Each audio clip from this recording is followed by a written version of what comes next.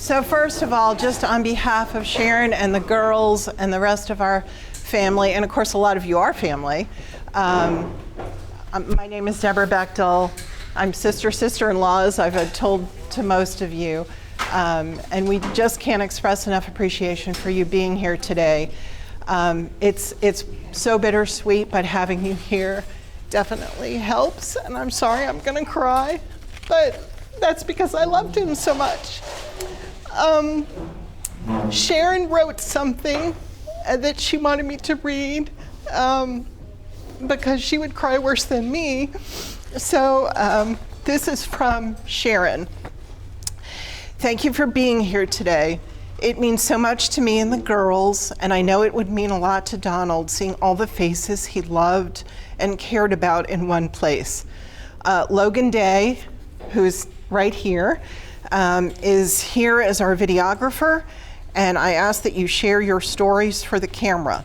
If you don't feel comfortable standing up in front of everyone, and that is not everyone's thing, and that's fine, after we're done with the initial part, he'll be back in a corner, and you can go up privately and record a message with him for that. It's really important to Sharon to capture all the stories. She wants to be able to remember them herself, but she also wants her girls to know all the wonderful things about Donald. They know a lot, but as with everyone, you all have pieces of his past and are part of his history, and she wants all of that to be shared with them as well. Many of you were lucky enough to know Donald far longer than Sharon did. She wrote, even my own sister, which is me, I'm her only sister, who introduced us, knew him longer than she did. Despite this, she says, I thought I was the one who was blessed the most because he chose to marry me and he chose to nurture the family we started with his constant and unconditional love for the past 25 years. On his wedding ring, she had engraved to the man of my dreams. Though not original, they were absolutely from her heart. He truly was everything she had ever wanted in a husband and in a father. Every day she knew how much he loved her, and when the girls came along, they knew how much he loved them, and he gave that love every day unconditionally. Sharon writes, our life was simple, our house modest, vehicles used, and vacations short and sweet, just the way we liked them. But our house was always filled with so much love and laughter. We enjoyed each other's company and spent every possible moment we could with our girls, making wonderful memories. There is not a single thing I would change about the past 25 years, except for how quickly the years went by and Donald's Parkinson's disease that took him from all of us way too soon. Donald's love and our girls are his greatest legacy, and through them, his intelligence, compassion, and courage live on. He loved his daughters so much and was so proud of them and all their accomplishments. He was absolutely the ultimate girl dad. I truly believe that Donald would agree with Laura Ingalls Wilder when she said, remember me with smiles and laughter, for that is how I will remember you all. If you can only remember me with tears, then don't remember me at all. Donald, I will love you forever, and I will miss you until we meet again at the Rainbow Bridge. And that is from my beautiful sister. Ooh. And this is from me. So, in the words my sister wrote that you just heard her say, I have known Donald longer than she has. And I'd like to share how. My husband, Ken, who's right here, and I moved here when I accepted a job right out of law school to be a prosecutor here in Catawba County. And we knew no one when we moved here. But we were excited for the adventure. And one of the first things that I did was join a Rotary Club. And at the time, that club met at Trinity Church right here in Conover. And Donald belonged to that same Rotary Club. And we often sat together for breakfast, and that's how our friendship started. As you all know, Donald wasn't a man of many words, but the words he spoke were always worth listening to. I also shared his love of animals. I can't say he loved the same about my criminal defendants, but he listened. He was willing to listen. And when Ken and I ultimately ended up with not 1, 2, but 3 Maine Coon cats, he, of course, there was no one else to take care of them but Donald. And interestingly enough, today the family has 3 Maine Coon cats, along with 5 dogs, but that's what happens when you're a vet. Initially, Sharon and my mother were living in Florida, but when I got pregnant with Stephen, and that's our son standing over here, they each relocated, not at the same time, but within months before he was born, to this county. So my moving here wasn't enough. It takes grandchildren, evidently, to make magic happen, but that was a wonderful thing for our entire family. While I try and deny it sometimes, I am the older sister, so I decided it was time for Sharon to start dating. And I knew the perfect person, and it was Donald. I knew that anyone who was as kind and intelligent and compassionate about people and animals was the perfect person for her. And so there was, I have to acknowledge, a little hesitation on both Donald's side and Sharon's side. They're both a little shy, but I also can be rather persuasive. And so the blind date was set up. And we scheduled dinner, and it was February 13th, probably not the best night to go out to dinner without having reservations for obvious reasons, and we had to stand in line for quite a while waiting for a table. Ken and I might as well have not been there. The two of them, that moment, just talked and talked and talked because they had so much in common. After that, we ended the evening by going to the bowling alley in Newton, where they have late night bowling and they turn the lights off, and it's kind of a crazy thing that happens.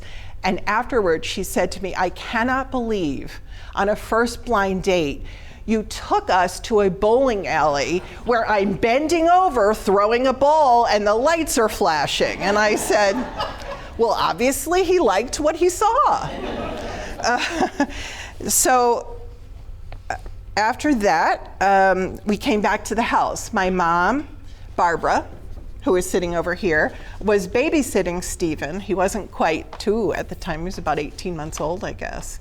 And Donald and Sharon were outside saying goodbye. And when we came in, of course, as all mothers want their children to be happy, said, "Well, how did it go?" She was very excited. And I said, "It went great. They're going to get married." This is literally the first time they've met. And my husband said to me, and this was not the first time he said this to me, "You're crazy."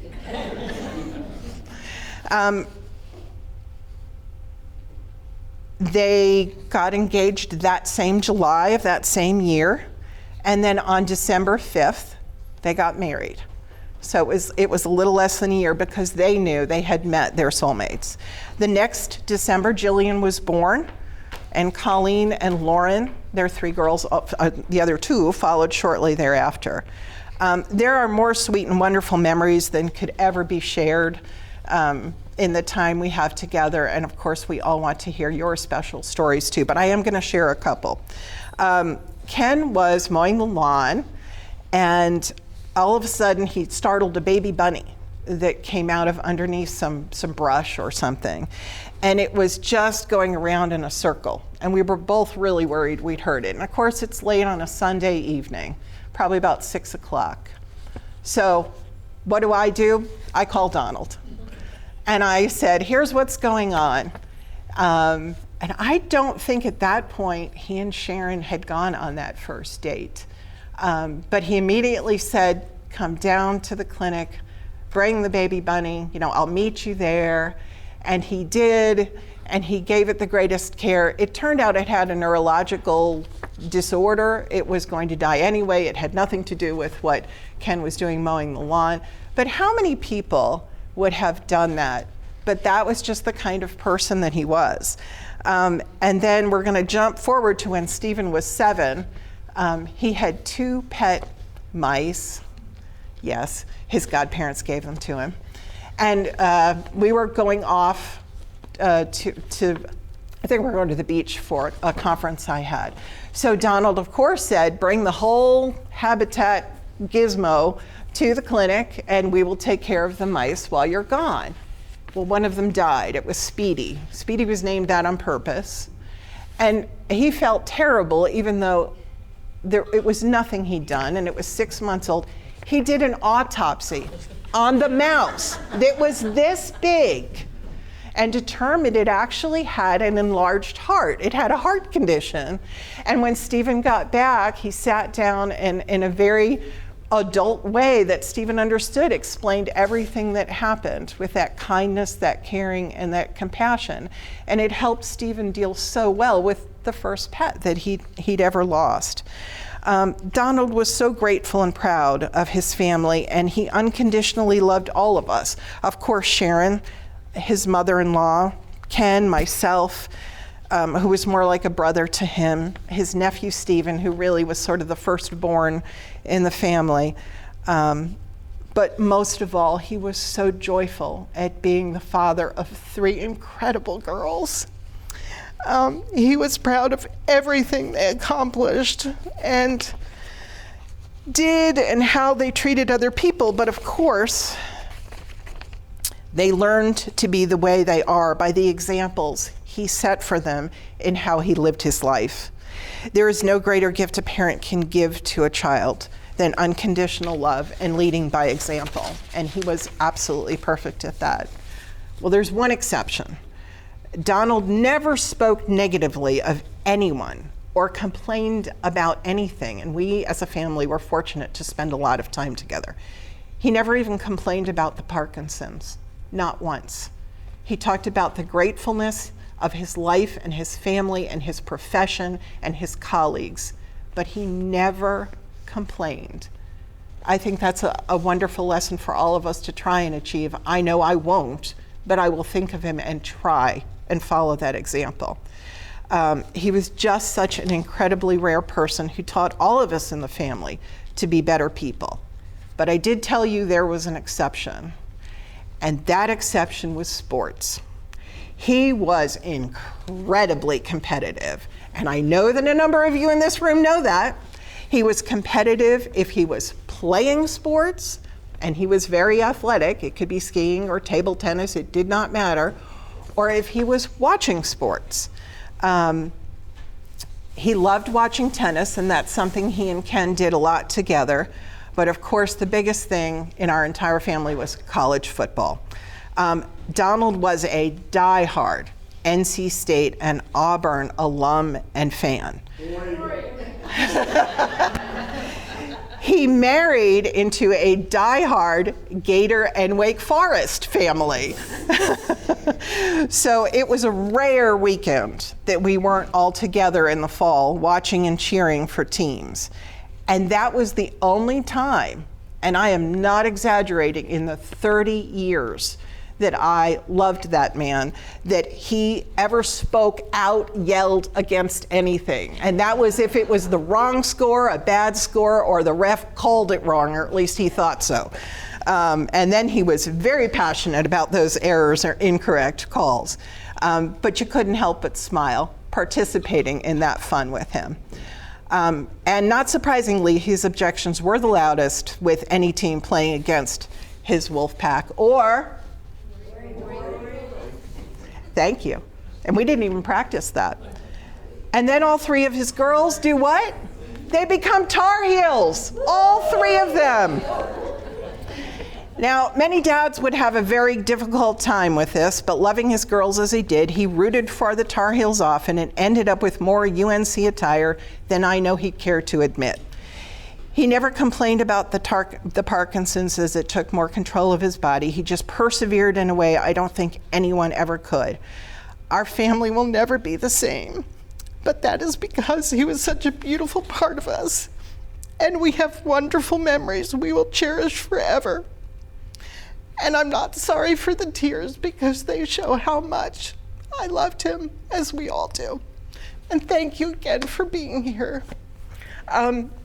If someone else would like to stand up or sit down, as it will work for the videographer, we would really appreciate hearing stories, because we do want it to be a more joyful time, because that is what Donald would want.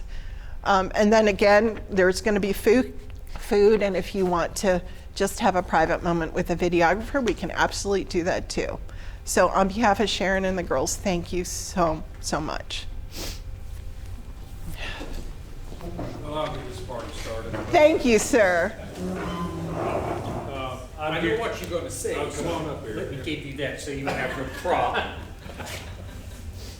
Ed and I are Donald's first cousin. Our mothers were sisters, and we grew up. We had Ozzie and Harriet, Leave It to Beaver, growing up, and we spent a lot of time in Rowan County on a farm that our mothers were raised on, which was a land grant from the King of England. So it was kind of an interesting place, still is.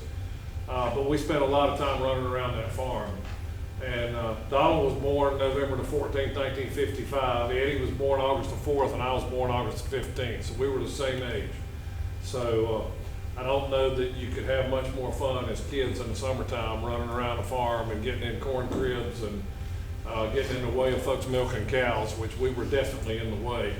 But we had a good time growing up. But we always had fun. Eddie was kind of the ringleader, although he likes to accuse me of being that. Donald, as you all know, is a little bit quiet, but was always willing to hop in and come along the way. And so let me diverge a minute.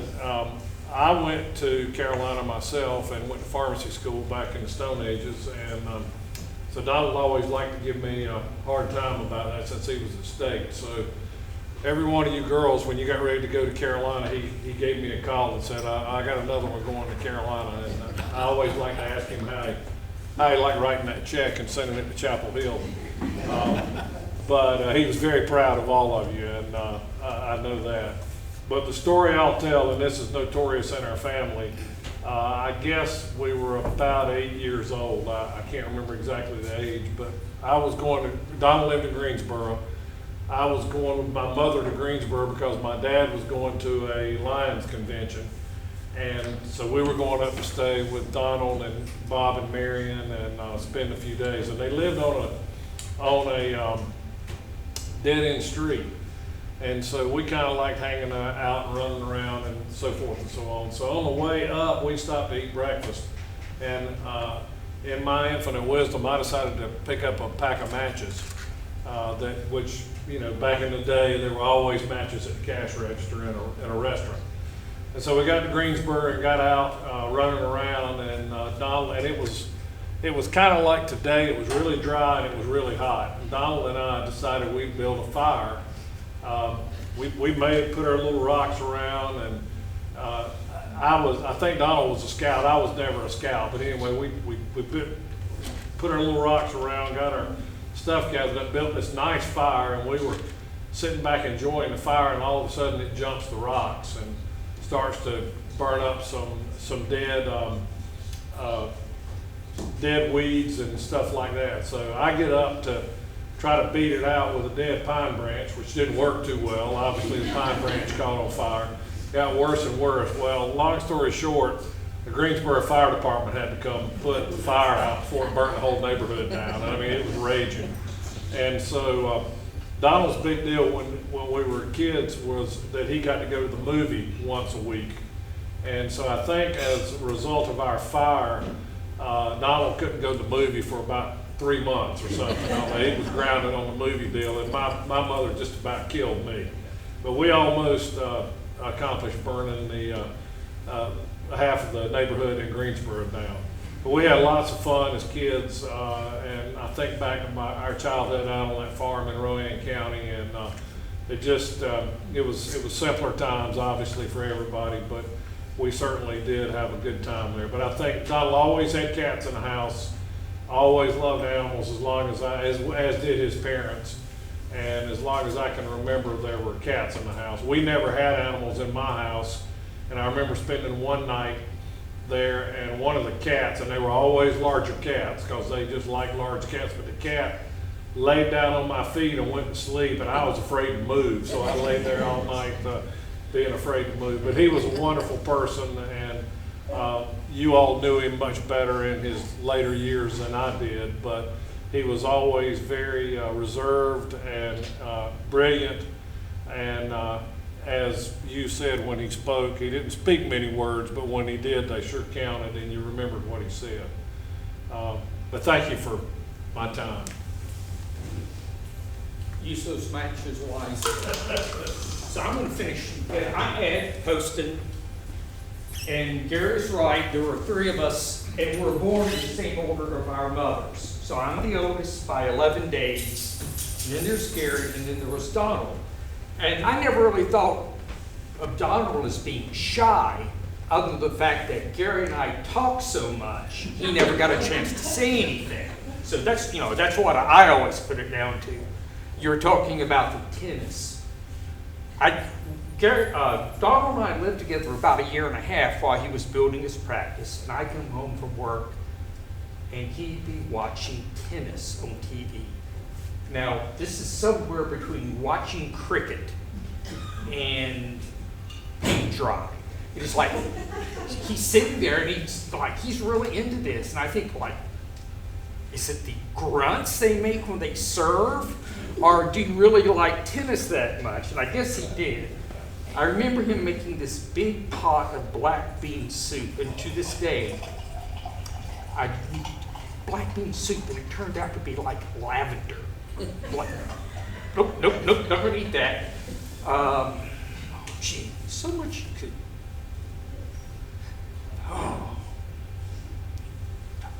Talk real slow, and it's like he looked at every word he was going to say before he said it. And I can remember I asked him, I said, Donald, did you ever use that 2 units of physics you had to have to get to vet school, once you were in vet school or later? And he immediately said, no. Quickest answer I ever heard out of him, just like, no. We were moving furniture. You're talking about him being competitive. We were moving furniture from my house in Mooresville up to his mother's, and I think he had some things, so we had this 16-foot U-Haul box truck. And he was driving. He liked to drive, so I'm cool with that. And we're getting into Greensboro, and it's one of these places they're doing road construction, and you know how it narrows down, and some guy in a sports car goes zipping past us in the left-hand lane that's going to be closed down, and he needs to get over. And Donald was not going to let him get over. It was like, no! Like this big, 16, 18-foot box truck. And I think he stranded the guy there on the left-hand side of the road, but he was not going. He's like, Donald, you going to let him in? Like, no. So he didn't. And Donald really was sort of, I guess you could say he was a homebody, and that would be true. And there's, his mother was talking to me. She said something about Donald and Auburn, and she said, Donald said there's nothing to do at Auburn on the weekends. I've been to Auburn on the weekends. We both went to school in Alabama at the same time. And let me tell you something. There's a lot to do at Auburn on the weekends. And Marion said, Donald said there's not much to do at Auburn on the weekends. And then she paused and said, I don't know why that's a problem. He doesn't do anything when he's home anyway. So I was going to say, I'm not sure which I want to say first, all the funny stories or how much I'm going to miss them. I told some of my coworkers, I said, well, my cousin died, and they said, which one, the pharmacist or the veterinarian? And I said, well, the vet did. Because I work in Kentucky, and so, coonskin caps hold 10 yards, and people feed raccoons. And Donald had this thing about people feeding raccoons, and it's like, you'd say, they're insane, they're feeding raccoons. Do you know how long do you know how sick you can get from being around a raccoon? He'd like go into this diatribe, and it was really very funny. And I found it interesting that they, paid enough attention. But Donald wanted to be a veterinarian, I think, since he could pronounce the word. He spelled better than I did. Still can't spell veterinarian, but he wanted to be one all of his life. And I was just so glad that he had that opportunity, and that he had the opportunity to be in a community that he cared about and that he wanted to be in. And I know he was proud of all the family. And I can see why. I will really miss him a lot. Even though, after I left and went back to school, I haven't seen him as much as I would like to. I take solace in all the funny little stories Gary and I can tell you a lot of stories, because there are quite a few of them. But I really am going to miss him very much. Thank you.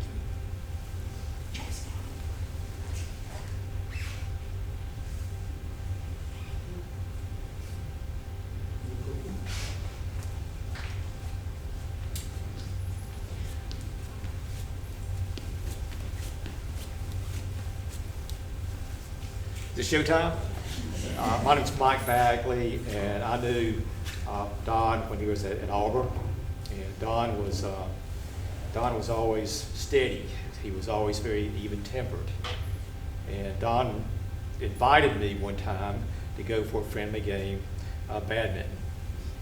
And I said, wonderful. I like playing badminton. Well, my idea of badminton was what I used to do in the family backyard, where you would hit the ball or the birdie or whatever, and you try to keep it going for as long as you could. I didn't know that when you played badminton with Don Whitener, you better make sure you were able to have a blood transfusion administered to you. I know the first time that I hit it, I have never seen anything come back at me so fast. I had to go get a handkerchief so I could stop the blood. And I had to put a tourniquet on my neck after a while it just stopped. And I started playing a little bit more seriously. But a lot of people, he was such a gentle human being, and he never lost his cool. People liked seeing Don and myself together because he was my opposite in terms of temperament, and they felt like Don might keep me out of trouble. But he was, despite the fact that he was quiet and he was even-tempered, but he was unbelievably competitive. And he was a kind of person that, if you were in a dark alley and something bad happened, you knew that Don would not run away, and whatever. Don was a grinder, and he would keep on going. And when I was in school, I enjoyed his company immensely, and it's a loss to the world that he's no longer with us.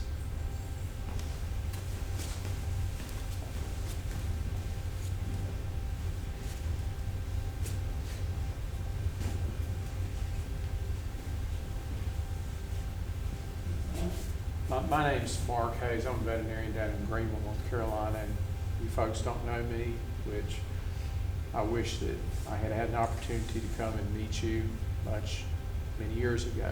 But, we get so busy in our lives that sometimes we lose a little track of our colleagues, which all of us here from our Auburn days, if we went back to 1979, which is when we all went to Auburn, the world was a very different place in 1979. And there was no text messaging, there was no email. It was a 9.5-hour drive down there from Burlington, which is where I grew up. And if you wanted to make a phone call home, it was a long-distance phone call. So what that meant for us is that this group of folks who were predominantly North Carolinians, when we went down to Auburn, we were stranded together in a new place, and we were in school together for 4 years. And it meant that we developed friendships that were very deep. So, Don and I enjoyed, during our first year, many competitions together. We played volleyball together. We played table tennis together. We drank bourbon together. I think we went and got the bourbon for the bar at the fraternity that we lived at. And foosball, thank you. And he was the kind of man that you enjoyed being around. A dry sense of humor, but there was a good sense of humor in Don Whitener, and I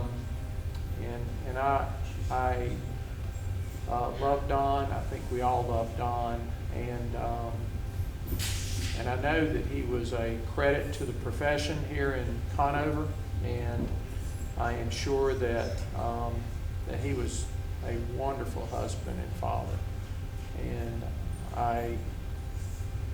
my condolences go out to you, and I am certainly sorry for your loss. I'm sorry for the loss of Don for everyone.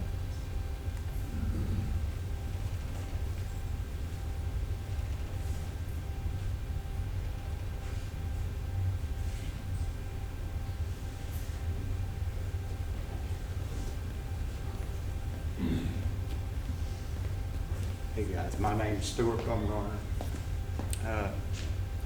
This guy right here was really close. I met him in '92, I guess, when I went down to the clinic. He said, "I guess you're the new guy in town." He just kind of came up, talked a little bit. I think it was on Thursday or Friday evening. And I told him that I had a few dogs, wondered, and we had a cat at that time living in a rental house of Mom and Dad's. And I said, well, I just want to talk to you a little bit and want to kind of feel you out and see if you're interested in taking care of our babies. And of course, Donald, he was kind of quiet. And he said, absolutely. He says, we'll take care of them. Spent a lot of time with me. Actually, spent a little bit too much time with me, because I think they came in the room and said, you need to come home. So he would go. But he'd do that. But you got to realize Donald he had a personality of just wonderful. He was good to everybody. Like I ever said, I never heard Donald say a bad word about anybody when I was around him. I will tell you a couple of times that he'd come over and Terry and I and the kids would leave to go on vacation. At that time, he was living in the clinic before he met Sharon. And I said, would you want to stay at the house and watch the dogs while we're gone? Yeah, I can do that. Yeah, not a problem. I can do that. I said, okay. He said, it'd be a good little vacation. I said, okay. And he would, before that time, he'd come over and eat with us some. And I always remember that we'd be sitting there and we'd watch a movie. All of us would be sitting in the den and we'd be sitting there like this. We'd start nodding off a little bit. Me and Terry would get tired and we'd say, well, we'd call him Uncle Donald and say, well, Uncle Donald, I think we're going to go home to bed. I said, you know where everything's at. You know how to lock up. Yeah, I got it down pat, Stu. I got it down pat. So he'd lock up, make sure everything's secure. Well, we moved from the rental house to our house we built in '93, '94. We went out of town and asked him if he'd want to come down and watch the dogs. Yeah, be glad to do that, like to. So he came down and Terry and I got back from the trip and we got in the house, and at the little house that we lived in, the rental house, we had a trash can underneath the sink. Well, this house, there was a bag underneath the sink, but it was a bag of bags. And so we got home. It'd been about a week and a half, maybe, something like that. And Terry and I were in there. We kept smelling something. We couldn't figure out what it was we smelled. And we did have a trash can over here on this side of the sink cabinet that you could roll in and pull out. He remembered it was there too. So we couldn't figure out what it was, and I opened up. I said, Mom, it smelled like it's coming from under here. So I opened up the cabinet, pulled the bag out, and I said, well, there's a Kentucky Fried Chicken bag in here. And I said, there's some chicken bones. I said, I bet Uncle Donald thought that's where the trash can was at. He had forgotten. So we were back at the clinic, and I was talking with Donald. I said, hey, bud, I said, did you wouldn't by chance have eaten some Kentucky Fried Chicken at the house? Yeah, I think I did one night. I said, well, yeah, I know you did. we laughed about that, but there is one time, and I remember we had a little squirrel, and Terry had found 2 of them in a school she was at, and little babies. They were sweet as they could be. And took them down, and they released one of them behind the clinic, and then the other one, Donald said, well, Stu says, you can take this one, says, probably maybe watch it a day or 2, and it'll probably be all right, and you can let it go. And I said, Donald, if I take this thing home, you know it's not going anywhere if it makes it except at our house. So he just laughed, and we called the little squirrel Nutty. Well, he said, eventually we'll probably have to do something with him because we'll probably need to neuter him. So he got a little older and got a little frisky and a little bit too frisky. One time I was holding my new daughter on the back porch outside, and we'd let him outside clean his cage. While he was outside, he'd run around the brick of the house, and we'd get ready to get his cage completed and then take him back in. We'd call Nutty, he'd come, he'd jump on your shoulder. Well, I had my dog kennel clothes on, a pair of coveralls, and they smelled right. And he must have smelled the dogs on me because he got a hold of me. He didn't get my girl, but got my ear and just bit a nice place on it. So I called Donald up. I guess it was that Sunday. I said, I think it's time. He said, okay. He said, what's wrong? I said, Nutty got a hold of me. He said, well, bring him down tomorrow. I think we can do it tomorrow. I said, okay. So it was Monday. I took him down. It was a drop off. And I said, Bud, I said, you want me to stay with him while you tend to him? No, I'll be fine. I'll be fine. I said, you sure? Yeah, I got this. I said, okay. So at that time, there was a little girl there working Suki. And I came back, picked Nutty up that evening, and everything was fine. He went through the surgery, got through that fine. Everything was good. And I was sitting in the waiting room waiting for Donald or in the exam room. And Suki came in there and she said, Stu. I said, what? She said, ask Doc what happened to his thumb when you see him. I said, what do you mean? She said, oh, Nutty got a hold of it. I just kind of did, because I've been on the receiving end of that a couple times. And so he came in. We were just sitting there talking. I said, so Bud, how'd it go? He said, it went pretty good. I said, what'd you do to your thumb? Well, he got me, but I got what I wanted. I said, that's good to hear. That's good to hear. So like you say about his humor, he had some good humor. And it just came out of nowhere. But I loved him to death. I'm going to miss him. I mean, he was like a crazy brother to me. And I'll never forget when he met Sharon. He came home, he was telling me and Terry about it. I said, buddy, I'm so happy for you. And he says, me too, me too. And I said, well, I said, you're due. I said, you're due. It's time. And we'd sit there and talk a little bit. And when the girls were born, you guys had your babies. They were just great. And he would beam. He would talk about those kids. And he loved you guys more than anything. Truly going to miss him. Appreciate you letting me have a little bit of this time up here. And I love him. And I definitely miss him. Thank you.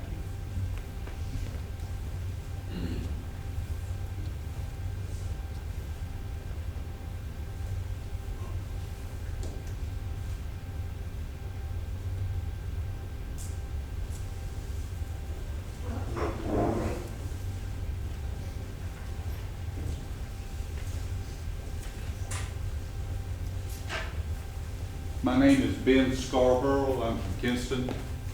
Donald and I were fraternity brothers in Alpha Zeta, and he and Robert Morris lived across the hall for 3 years in Owen Dorn. so I got a lot of things I could tell him. First thing, they're right. He wanted to get into vet school worse than anybody I know. The first time he called, didn't make it. Well, Dr. Charlie Randall was on the board that picked everybody. It was harder to get in vet school than it was to get in medical school or dental school, because I've got some fraternity brothers that wanted to be in vet school that ended up being dentists or doctors because it was a whole lot easier to get in. One thing I remember about Donald around campus, I don't know later in life, and that's one of the things that we do all get busy, and I farm, and I'm very, very bad about not keeping in touch with people. But he always had a red bandana that he kept in his back pocket. Always had that thing around campus, going around. We loved playing practical jokes on Robert. Robert was an electrical engineer. He was strange. They grew up together in Greensboro. One day, they were taking comparative anatomy, I believe is what it was. And Don brought home a cat brain back. And he said, I want to do something for Robert. And I said, okay, what do you think? Well, there was a bottle of mayonnaise, Robert's mayonnaise. Put that brain in the mayonnaise and covered it up. We were sitting there, and Whitener came flying across, because I never called him Donald. It was always Whitener, he called me Scarborough or whatever, all the time. He came flying across and slammed the door shut. Next thing I knew, Scarborough, Whitener! And he was banging on the door. What in the world have y'all done? Next time he came back, and there was a Tupperware jar with a cattail hanging out of it on top of the refrigerator. The one time, another fraternity brother and I got my pilot's license, and he said, this was right after what Donald had gotten in down there, and they said, let's go to Auburn. So I said, okay. We rented a 4-seater plane, flew down there. And it was during exams, and we came in, and Animal House had just been on. We walked in, and y'all were having a toga party that wouldn't quit. Of course, I couldn't imbibe because I was flying back the next day, so you got a 24-hour period there where you can't drink anything. But Donald, he had his toga on and had a red necktie on him, and he was enjoying every minute of it. And I'm going to miss him. I wish I had kept more in touch with him, but my condolences, and he was a wonderful guy.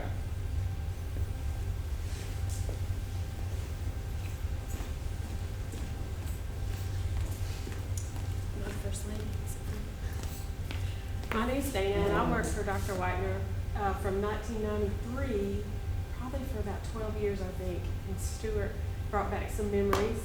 I want y'all to know that Stuart was not always the nice guy.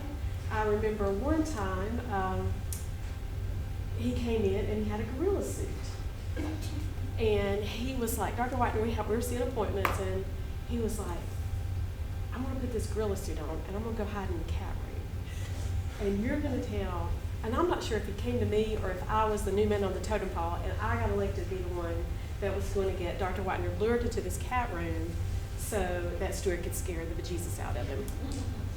So I'm pretending there's a sick cat in there. I'd like for him to come and look at it with me while Stuart's hiding in the cat room and jumps out and about scares him into a heart attack. You remember that, Stuart? Oh, I remember. Yes. And I remember my ass. Yes. Oh, he's great. But I will say that Dr. Whitener is probably the best boss I've ever had in my life. He was very compassionate with the animals. We kind of, a lot of veterinarians here, and I guess you guys know there's a thin line between wanting to help everything and making your budget. But Dr. Whitener had Thursday afternoons off. And so we were playful on Thursday afternoons, and every now and then we get somebody that would bring in an animal that they couldn't keep or they didn't want, but it was a good animal. So we would keep it and find a home for it. And we'd just pretend it was a border, and we'd just move it every day or so. Remember that, Sharon? We just move them around. We had to fess up one day because he realized that that border had been there for a very long time. But he was good to us, and we were found out, and he let us find it a home, and he helped us find it a home. But he was really good with the animals. I know you girls all saw that. His one claim to fame was his handwriting, though. He would always ask you, what did I write here? Because 10 minutes later after he had written it, sometimes he couldn't remember. But like I said, he was my best boss ever, and he wrote me this stellar recommendation letter when I quit. I still have it. Thank God he typed it so we could all remember.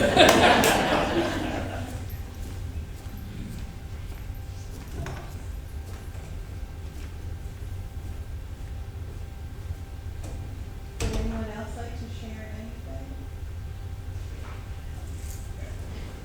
Great, thank you.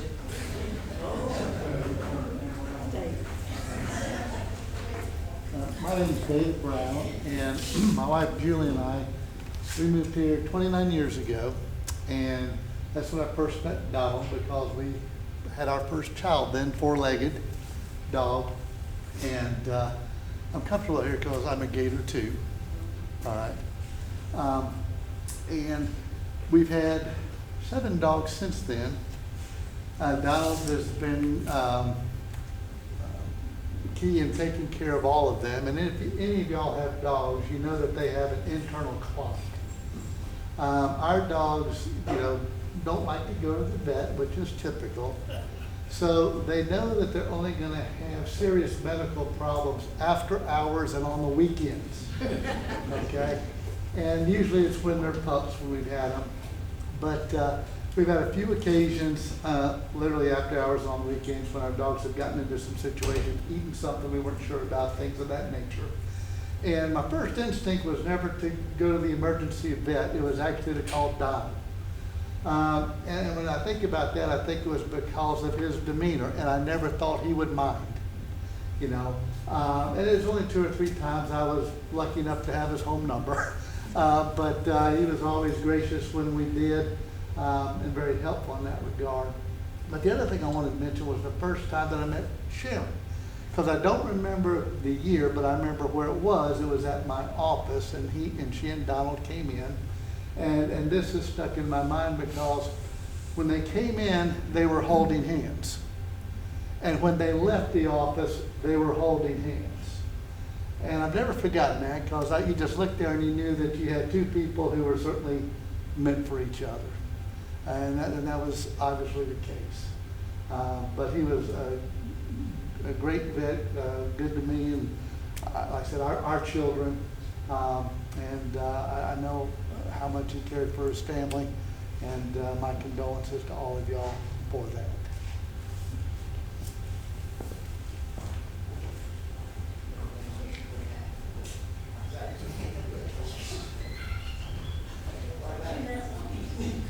So it takes me a little longer to can't hardly get around anymore.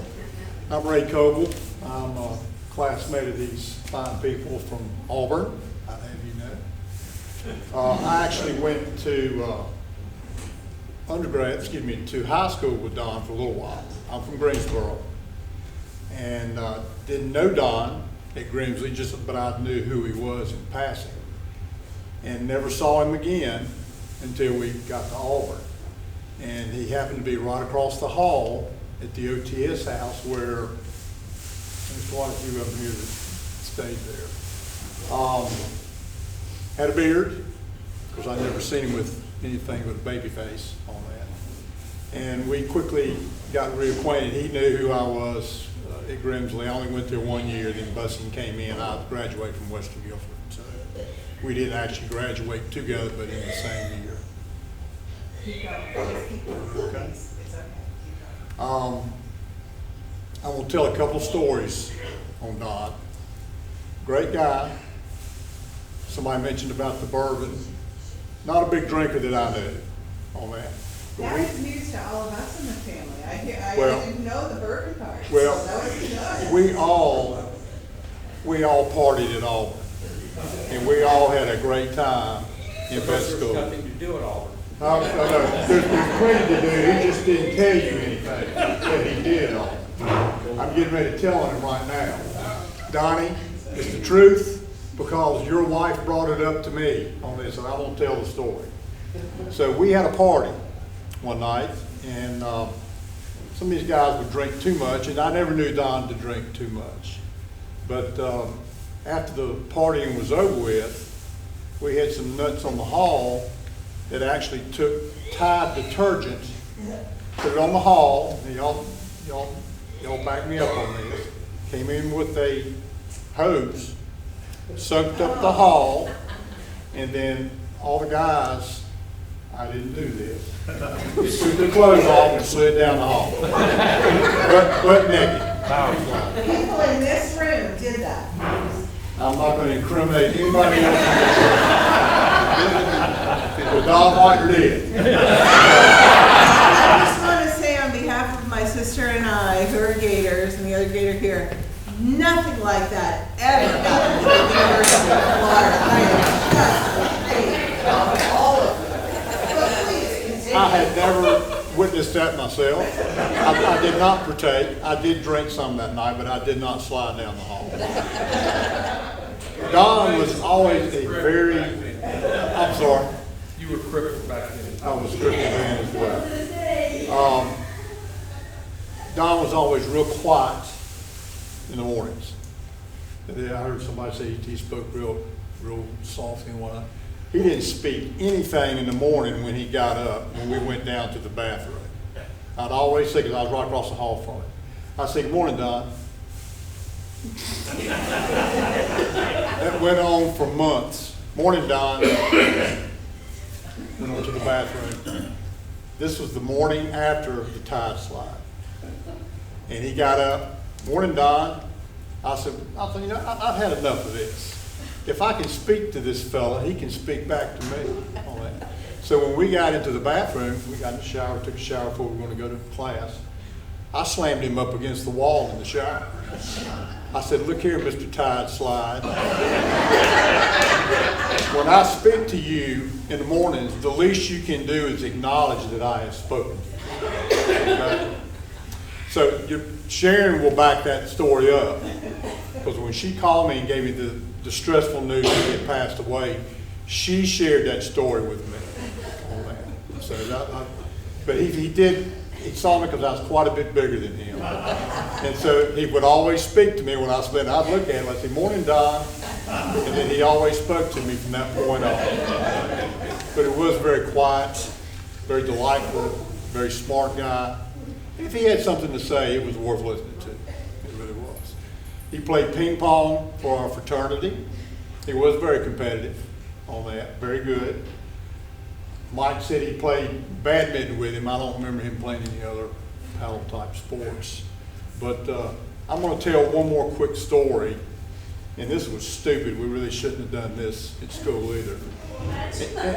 Well, the lady that just spoke, her husband's part of this. Okay? That's Jermaine Johnson in the back there. So Lewis, her husband, Don and myself, we went to Chihuahua Park in February. Okay, and they had this swing, this rope swing, and we'd swing out there. Of course, you had to have a little something to drink where you could hit that cold water in the wintertime. So we were swinging out on the rope swing, releasing into the water. Lewis didn't release good one time and came down, and we didn't know this, but Lewis had a bridge in his mouth. And Lewis hit wrong and it knocked his teeth out. Well, this is on the bottom of a creek. So needless to say, Lewis never found his teeth. Okay. And Don went next and released and came down and did a flop. And excuse me, ladies, but it racked him. Okay. If you know what I'm saying. It cracked him in the testicles. He was hurting and in a lot of pain. And he ended up having to go to the doctor, and he had epididymitis in that fall. So I was really, really pleased to hear that he had 3 kids. But that did my heart some good to know that, because he did encounter, had a bad encounter that day. But I have this for Sharon. This is the last thing I'm gonna tell, and I'll sit down. This was on my wedding day, okay, in Elba, Alabama. She invited Don to the wedding. I saw Don this long. He came in and spoke, and I never saw Don again.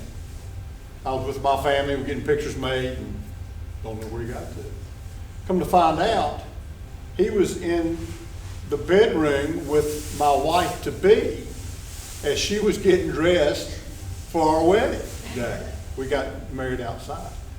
So I guess the details, I didn't have anything to do with that. The only thing I can say is I'm a little upset if he saw her in her panties before I did. Okay?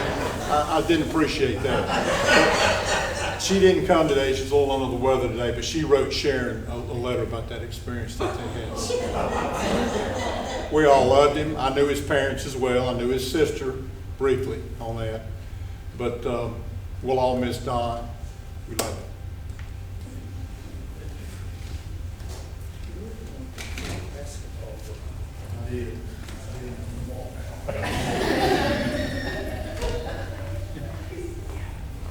Is there anyone else that might share? Please.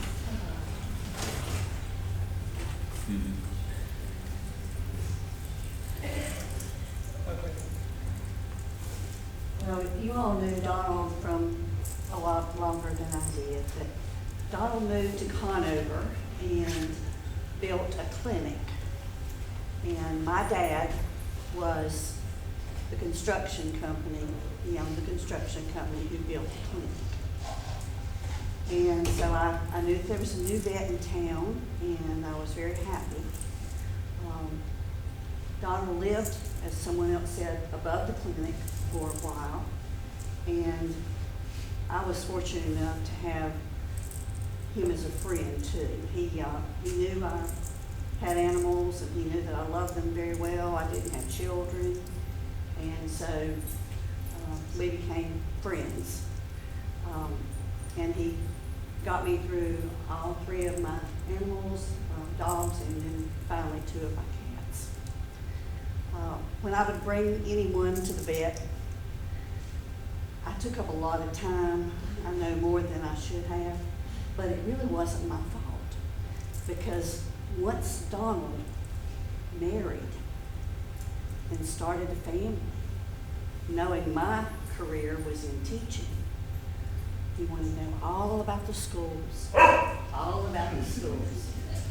When it came time for his oldest child, he was just really very, very concerned. What do you know about this? What do you know about that? Should I do public school? Should I not do public school? So I got to hear him and his love and concern for all 3 of those girls as they grew and began their careers. And then I got to keep up with their progress. Every time I would come, we'd talk about the girls, where they were in school, what they were doing. And true, he did mention that he couldn't believe he was going to have to become a Caroline. Of course, I, being a Caroline fan, was happy for that. He was just the most dear, kind, wonderful man. Loved his family, loved his girls, loved Sharon, and had the compassion to be what he was, the veterinarian that he was. Got me through all 5 of those animals that I mentioned. I never was fortunate enough to have an animal die. It always was something Dr. Whitener had to help me with. And because of that, because I experienced that with 5 different animals and him, I saw the compassion, the love, and I really appreciated the time that he devoted to my family. I missed Donald, and seeing him, I was hoping that once he was retired, perhaps we might, my husband and I might do some things with him and Sharon. We've met several times for some, at a local eatery and exchanged cards and notes during COVID. But unfortunately, we lost him too soon. My condolences, Sharon.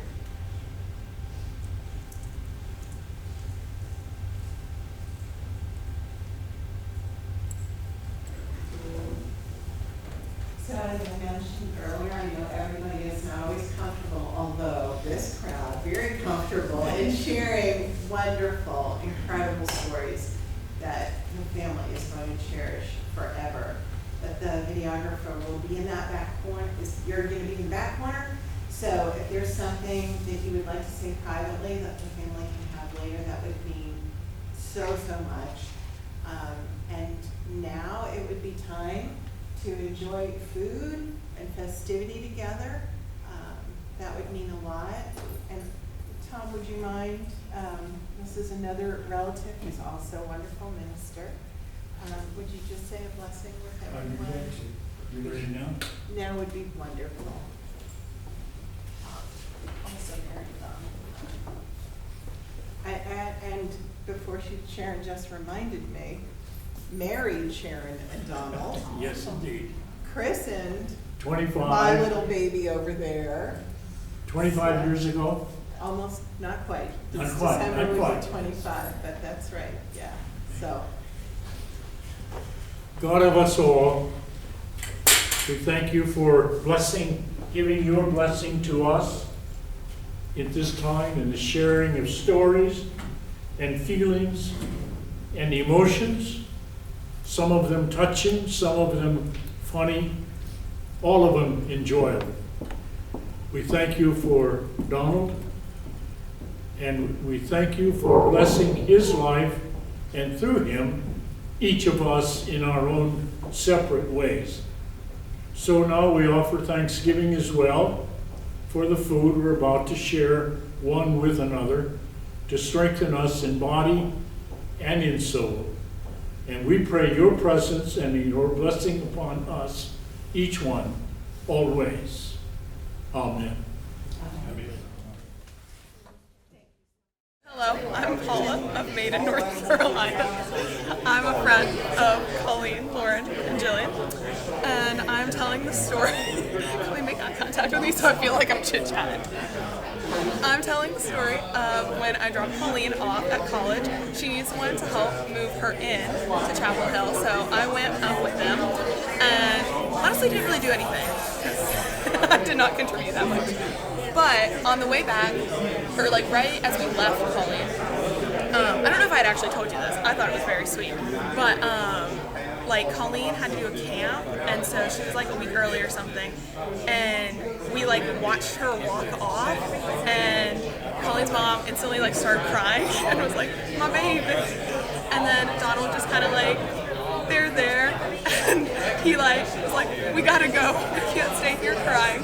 And so then we like all, even though we were emotional because Colleen was leaving, we all like drove back, and I think like a month before I had gone up to the Virginia house, and somehow I had DJ'd, you know, I got the aux cord, and like Mama Whitener was like, she has good music taste, I like that. And so on that drive, it was just me, Donald, and Sharon, and so I was allowed to be the DJ because Sharon liked my music taste. And the whole time, I was like, with this immense pressure on my shoulders of, okay, Sharon likes my music, Will, Donald. And so I was queuing up song after song, and like, he would tolerate them, you know what I mean? Like, he was like listening to them, it was fine. And then like halfway through, I queued up American Pie, and this man sung every line to that song. And that song, I learned, is 7.5 minutes. And normally when something is really long, I will skip like half of it, but he was so invested I couldn't skip it. So for 7.5 minutes, I felt like a god. And then at the end, he said, "You do have good music taste." And that was the one and only time I ever talked to him. So that is my story about how I will forever be someone with good music taste, because he said I had. Thank you. Hi Sharon, this is Carol. I'm Ed's wife. I don't know if you remember, but Donald was best man at our wedding. And we got to travel together to China. Ed and Donald and I went with Sterling one year. And the story, we got to see all of China. We walked all over the place. We got to walk the Great Wall with Donald. And he was always Donald, never Don. But one of the things I remember is we went to this temple, and Ed was not feeling well, so it was just Donald and I, and we were walking to this temple, and you're not supposed to take any pictures. So we put our cameras away, except for Donald had his little video camera in his bag, and he had it angled such that the lens was open, and he turned it on while we were taking pictures, or while we were touring it. He was being real subtle about it, except for the lens readjusted itself and it made a noise, and all the priests around there heard it, and then they chased us off. So that's what I remember about. That's one of the memories I have about Donald, is being chased off from the monastery with Donald. Okay, my name is Maria Curry. My girls, Anna and Paula, went to school with the Whitener girls, and that's how I got to meet the Whiteners, because we have a lot of pets, a lot of dogs and cats over the years, and I used to take them to a little country vet, Dr. Insco. And once my girls knew the Whiteners and that the dad was a vet, they said I had to step up the animal care. That to go to Dr. Insco was not sufficient anymore. So that's when I started taking our animals there, and I met Dr. Whitener. And we had one dog that Paula was really attached to, Molly, and she actually made it to about 16 or 17 years old, and Paula was on Ocracoke Island during the summer when I could tell that it was time to put her to sleep. And Paula was very upset because she couldn't be there, but Molly was just not in a good spot anymore, and so Anna and we decided that it was best to have her put to sleep, and we took her to the Whiteners, and Dr. Whitener put her to sleep, and he was very gentle and compassionate, and made it as nice as that situation possibly could be made. And not long after that, we even got a card, for our loss. So and then all our animals at some point have been there. And I remember one time after the girls had a little party, I think one of the Whitener girls, I don't remember which one, forgot something at the house, and Paula asked me to bring it, to drop it off at the Whitener's house, because I worked in Carnover, and I drove by there, and as I ring the doorbell, I hear all the dogs barking, and I could look through the window, and I saw Dr. Whitener coming to the front door, followed by, I want to say, probably 4 or 5 dogs, and it was just so sweet. So even though I didn't know him very much, but I can hear from all the stories, and I can only agree with that assessment that he was a very, very sweet and gentle man, and I'm so very sorry that he had to depart so early in life. Thank you. My dad was many things: compassionate, humble, gracious, a loving father, an enthusiastic dog fight commentator, and a lover of Taco Bell. Quiet, yet filled with a competitive nature that I'm happy to inherit. He was a salt-of-the-earth type of man, loved southern cooking and sweets, exploring North Carolina mountain ranges, and floating on the sea. He was also a lover of scat, something he and Colleen have in common. He would find scat along hiking trails and save it for later so he could make sure he identified it properly. He taught me how to properly and safely hike, monitoring the sun and tracking our time and path, how to look for ticks, and take in the wonder of the outdoors. He told me stories of riptides, how he was caught in one and dragged down the beach when he was younger. He taught me how to float on the sea and monitor the breaks. He loved sports of any kind, and he played many. My favorite was when he would watch soccer, whether it was one of our games growing up or on TV, and he would yell plays or encouragement or comment a better move, even though in both cases only we could ever hear him. Playing table tennis with him was a special kind of joy. Very rarely did his competitive side rear its head, but for table tennis, he'd take us all down. My family wasn't a TV family. We were a book family. We'd all sit in the living room after work and school and read. Sometimes the TV would be on in the background, but every single one of us would have our noses stuck in a book. My dad was a fan of science fiction, fantasy, and adventure, but he also read Twilight and The Hunger Games and Harry Potter before I did. He was also a Marvel fan, something we would discuss in great detail. Arguing over the pitfalls of the Guardians of the Galaxy, he loved their music, and whether we were Team Iron Man or Team Captain America, Tony Stark all the way, obviously. He taught me so many things, and I will be forever grateful to have had such an amazing and patient teacher. He taught me how to drive, especially in the snow. He loved going out after snowstorms to drive around and see if he could spin in empty parking lots. He taught me to love reading and respect animals in the outdoors, and to fix all minor injuries with staples and surgical glue. He taught me to persevere through obstacles as he had done throughout his life. It is an honor to be his daughter, and I will carry his memory and all of the lessons he has imparted to me throughout my life. I've learned that people will forget what you said, people will forget what you did, but people will never forget how you made them feel. In the above quote, our late friend and Wake Forest University colleague captured the essence of Donald Whitener. We are blessed to have known him for more than a quarter of a century. He remains in our hearts as a gentle, kind, and caring human being. Donald always made us feel loved and valued as a member of his extended family. He was the quintessential girls to women dad. His relationship with each daughter was special. Each was showered with love and encouraged to be their authentic selves. It's no wonder they developed into beautiful, intelligent, and caring young women. Donald's love for his wife was equally powerful and always on display. They were always there for each other and their daughters. He was the best example or model of how to love, treat, and honor others. Donald's love for others was visibly on display with family members, nuclear and extended, each Christmas.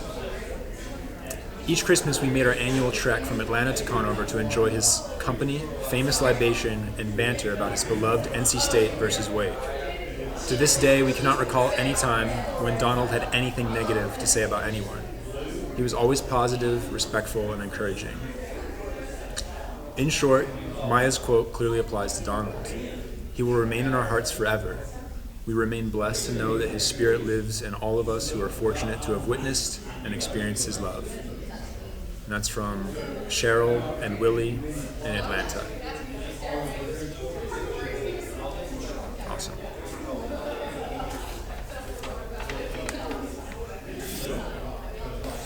And then I guess I'll tell a couple of my own stories, if that's cool. Should I just keep going? Okay. Donald, he was Uncle Donald to me. He was my uncle. And yeah, it's interesting hearing all these stories about his youth, because for me, growing up, he was always super stoic, incredibly quiet, stern, a little scary at times. I was the first, I guess, child born in our family, and he definitely always, because of his stern nature and his quiet nature, I think as a child it just came across as a little intimidating, and especially growing up now, that's so silly, but a couple of like foundational memories from my uncle are times where he got a little angry with me, which is because it happened so rarely. Again, he was so calm, cool, and collected all the time. And so if he did ever get angry, which literally in my lifetime I can remember 2 instances, or maybe 1 instance, and it stands out to this day, and I can remember it like it was yesterday. But there was one time where I was playing at his house in his living room with one of his dogs, and I was with his eldest daughter, Jillian, and we were kind of roughhousing with the dog, and we had a blanket, and we like put it over the dog, and we were having a great time. We thought it was hilarious, but he came in the room and he saw that, and being the compassionate person that he was, I guess interpreted that we were playing a little too rough with the dog. I didn't think that, but he thought that way for sure. He was probably right. I was maybe 8 years old, and so he got angry and he yelled. But the funny thing was that he didn't yell at me or his daughter. I guess he just didn't want to take it out on us, or he didn't want to. He was trying to restrain himself in some way. So it was funny. He ended up yelling at the dog. He yelled at the dog to get outside, and the dog's name was Patrick. And so he yells across the room. He's like, "Patrick, go outside." And then he adds, he's like, "Even though it's not your fault," indicating to us that it was in fact our faults. And I felt terrible about that, and I still feel bad about that to this day because, like I said, it was the only time I ever saw him get upset. So it hit home. It absolutely hit home. But he was, I think there's nothing that I can say that hasn't been echoed by everybody else here. But just such a lovely man, so compassionate. And that's why he chose to do what he did. He was so committed to his work. He did that for 30 years, and he loved it. He did it because he loved it, not for the money. And so he's an inspiration, I think, to all of us when it comes to vocation, when it comes to family, and just living honestly and simply and humbly. So a lovely man, and I'll certainly miss him. Hi everyone. I wanted to come and talk today just to share my love with all my Whitener girls. I feel like between Paul and I probably knew your dad less, but he was always, for us, I know we've discussed it, like the ideal dad. We know how much he loved you, and it was just evident every time we saw him, whenever he would smile, if he would ask about you. And I mean, I told you before, and whenever you guys worked there, you saw he was there the day that we had to put Molly down, and it was like you guys were in the room with me too, just because you all radiate the same kind of love and selflessness. So I wanted to share a poem with you guys that I think describes kind of the kind of person your dad was and is, and how he lives on in you. It's Epitaph by Merritt Malloy. When I die, give what's left of me away to children and old men that wait to die. And if you need to cry, cry for your brother walking the street beside you. And when you need me, put your arms around anyone and give them what you need to give to me. I want to leave you something better than words or sounds. Look for me in the people I've known or loved. And if you cannot give me away, at least let me live on in your eyes and not on your mind. You can love me most by letting hands touch hands, by letting bodies touch bodies, and by letting go of children that need to be free. Love doesn't die, people do. So when all that's left of me is love, give me away. I'll see you at home in the earth. I love you guys.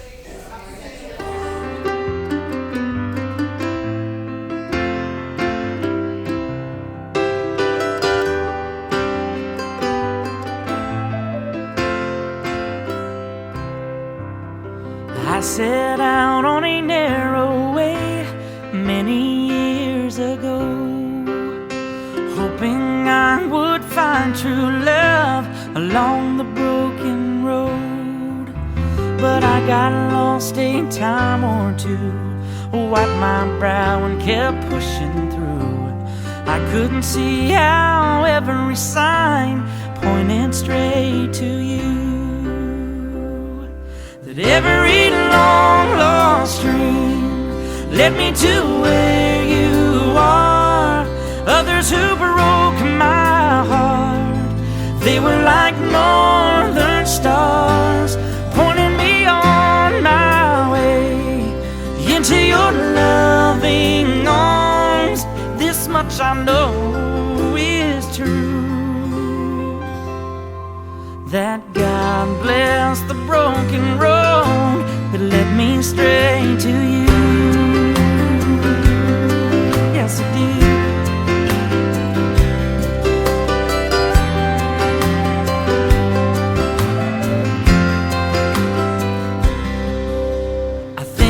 About the years I spent just passing through, lying to have the time I lost and give it back to you. But you just smile and take my hand. You've been there, you understand. It's all part of a grander plan that is coming true.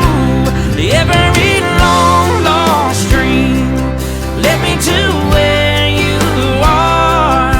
Others who broke my heart, they were like northern stars, pointing me on my way into your loving arms. This much I know is true, that God bless the broken road that led me straight to you.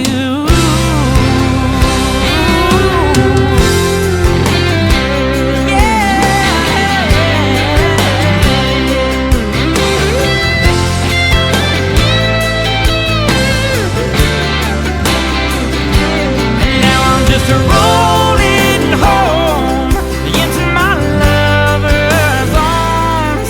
This much I know is true,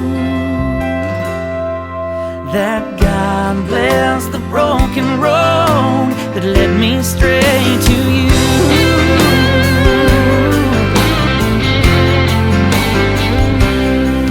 That God bless the broken road that led me straight to you.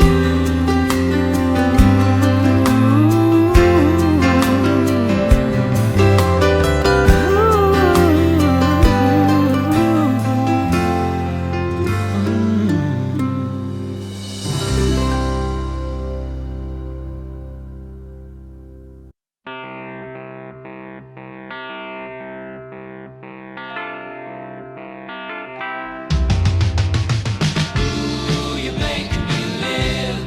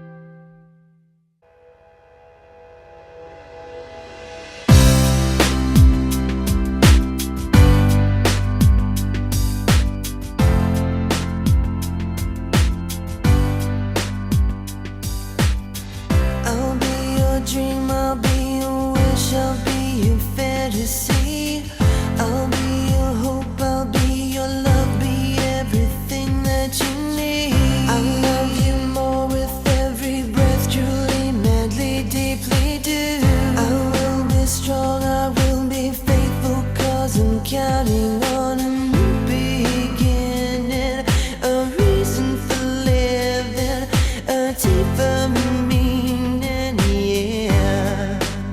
Well, I wanna stand with you on a mountain. I wanna bathe with you in the sea. I wanna lay like this forever, until the sky falls down on me. And when the stars are shining brightly in the velvet sky, I'll make a wish, send it to heaven, then make you want to cry. The tears of joy for all the pleasure and the certainty that we're surrounded by the comfort and protection of the highest powers. In lonely hours, the tears devour you. And I wanna stand with you on a mountain. I wanna bathe with you in the sea. I wanna lay like this forever, until the sky falls down on me. Oh, can you see it, baby? You don't have to close your eyes, just standing right before you. All that you need will surely come.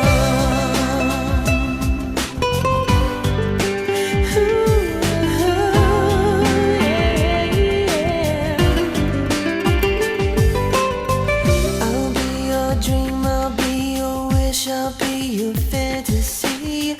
I'll be your hope, I'll be your love, be everything that you need. I'll love you more with every breath, truly, madly, deeply do. I wanna stand with you on a mountain. I wanna bathe with you in the sea.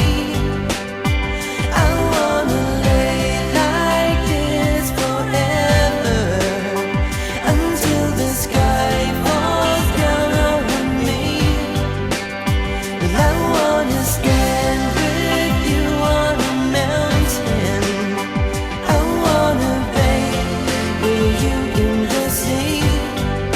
Well, I want to live like this forever, until the sky falls down on me.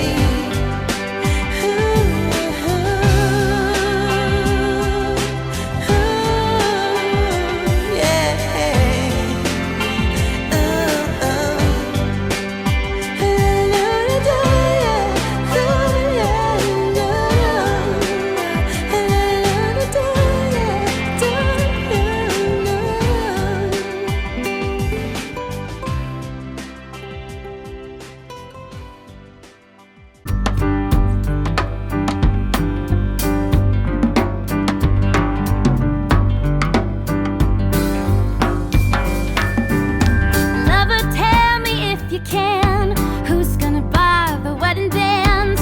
Times being what they are, hard and getting harder all the time. Lover, when I sing my song, all the rivers will sing along, and they're gonna break their banks for us, and with their gold be generous. All the flashing in the pan, all to fashion for your hand. The river's gonna give us the wedding dance.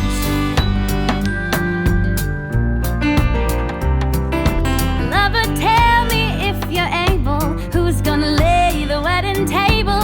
Times being what they are, dark and getting darker all the time. Lover, when I sing my song, all the trees gonna sing along, and they're gonna bend their branches down to lay their fruit upon the ground. The almond and the apple, and the sugar from the maple.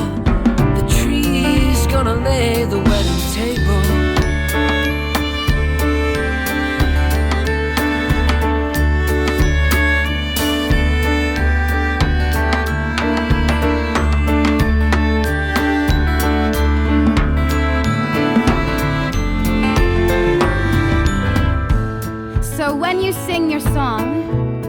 one you're working on. Spring will come again. Yes, Why don't you sing it then? it isn't finished. Sing it. You wanna take me home? Yes. Sing the song.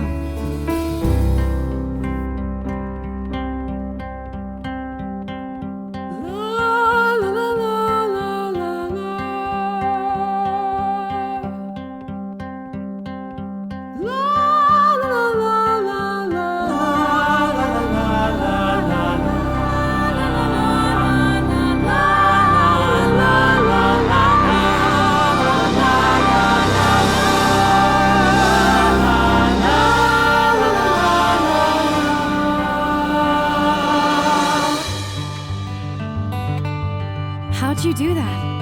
I don't know. The song's not finished though.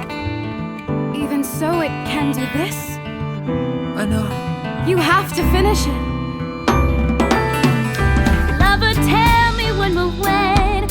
Who's gonna make the wedding bed? Times being what they are, hard and getting harder all the time. Lover, when I sing my song, all the birds gonna sing along, and they'll come flying from all around. So lay their feathers on the ground, and we'll lie down and idle down, a pillow neath our heads. The birds gonna make the wedding bed, And the tree's gonna lay the wedding table, and the river's gonna give us the wedding bands.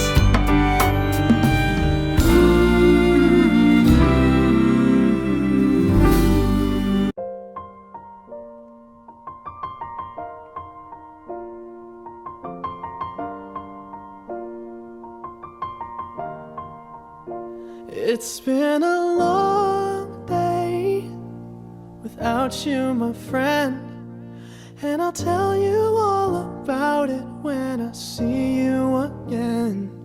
We've come a long way from where we began. Oh, I'll tell you all about it when I see you again. When I see you again. Damn, who knew? All the planes we flew, good things we've been through, that I'll be standing right here talking to you about another path. I know we love to hit the road and laugh, but something told me that it wouldn't last. Had to switch up, look at things different, see the bigger picture. Those were the days, hard work forever pays. Now I see you in a better place. How can we not talk about family when family's all that we got? Everything I would do, you were standing there by my side, and now you gon' be with me for the last ride. It's been a long day without you, my friend, and I'll tell you all about it when I see you again. We've come a long way, from where we began. You know we started. Oh, I'll tell you all about it when I see you again. I'll tell you. When I see you again.